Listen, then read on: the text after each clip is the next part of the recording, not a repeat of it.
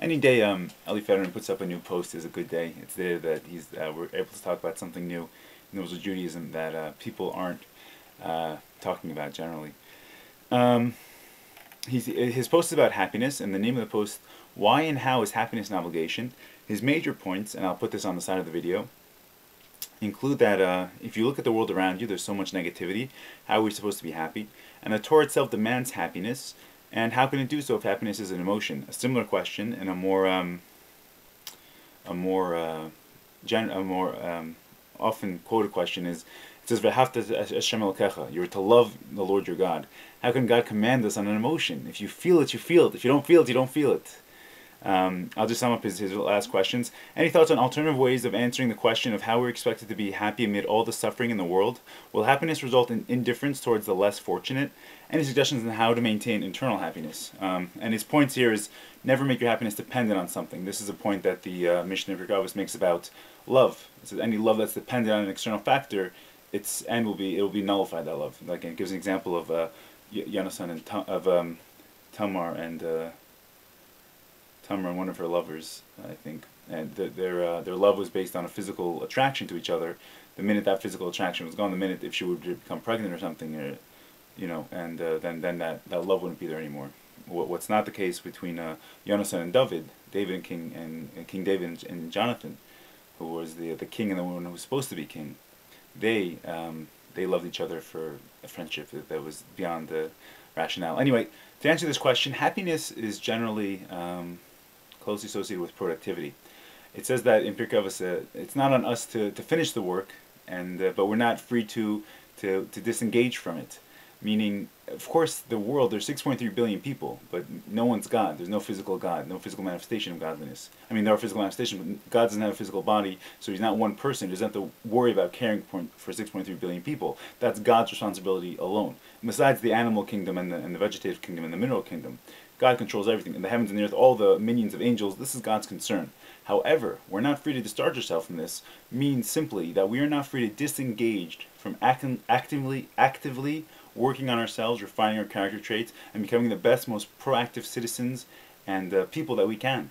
And in such a state, when you're constantly active and you're constantly engaged in society, in important causes and good causes, and you surround yourself with healthy people and happy people, happiness comes naturally. And happiness is something that's contagious. This is a beautiful thing in Gemara. Someone quoted to me because he says you're always smiling. I want to share with you Gemara. He says the Gemara compares making a sad face, a dull face, in the street to digging a ditch in the street. Now the Gemara is filled with stories of what happens when if you dig a ditch in public and someone falls. But generally speaking, you have to pay the damages. There's all kinds of conditions. This Gemara is very long. These halachas are very long and detailed. I don't want to get into it. It's not the point. But what's the comparison between having a sour face in public and digging a ditch, which is clearly a violation of law, which results in negative consequences to the person who did it? So the answer is that emotions, people's states, they are contagious. And so when you're around happy people and you yourself are happy, other people will become happy. It says, greet everyone with a happy countenance. That's another verse in the Mishnah. But generally speaking, the only way to maintain your happiness is to be constantly engaged in productive activity. Human beings we're producers. Human beings are people who do, people who act, people who engage themselves intellectually and physically and emotionally and spiritually in the world around them, in the physical reality that they see around them, that they perceive around them. Without doing this, if you become one of these people who sit back and just stares at the world, you're bound to stumble into sorrow. The Reb Nachman of Breslov was a huge advocate of happiness, and he quoted a term which is still used today, and it revolutionized the Jewish concept of happiness. He said, "Mitzvah gedolah b'simcha tamid." It's a great commandment to always be happy. And this is something that other people, they mock how to be happy when, let's say, at a funeral, how you be having Tisha B'Av. But if you think and decipher, an excellent book came on our generation in English, a very, very clear English, by Rabbi Shlomo Jesky Shlita, called The Hasidic Approach to Joy. I would recommend this book to anyone who suffers from any kind of bout of depression. It's lucid, it's clear, and it's thorough. It goes through why we choose joy, how you cultivate joy, and how you ensure that joy stays with you throughout the day. What else do I want to say?